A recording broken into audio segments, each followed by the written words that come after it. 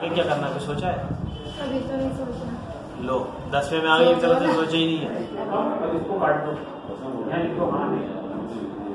देखिए, आज जो है वो बीकेएस की जानिब से कैरियर काउंसलिंग का एक प्रोग्राम का इनेकाद किया गया है, जिसमें हमने 9वीं और 10वीं क्लास के बच्चों को बुलाया है, ताकि इसका मकसद असल ये है कि ताकि हम इस कम उम्री से ही बच्चों के अंदर ये स्पिरिट पैदा कर दें कि वो कॉम्पिटिटिव एग्ज़ाम्स में या मुख्तलिफ जो फील्ड्स हैं उसमें अपने करियर को किस तरह ऑप्ट करें। वक्त देना है जो है आपको जो है वहाँ करना चाहते हैं, अपने आप को सोचें, अपने आप को।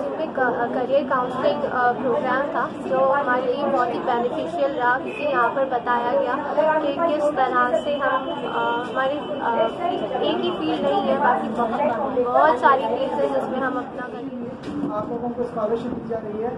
मैं उम्मीद करता हूँ कि इसी तरह की कंड्यूसिव गवर्नमेंट जो है मध्य प्रदेश में भी आए। मैं नहीं सोचूंगा तो कौन सोचेंगे। अभी आपने कहा मतलब करियर काउंसलिंग से बुलाया गया है। यहाँ आया तो मैं पहला फंक्शन अटेंड करा, मैंने अब सेकंड फंक्शन के लिए तो अटेंड करूँगा। तो मुझे यहाँ बहुत कुछ सीखने को मिला है।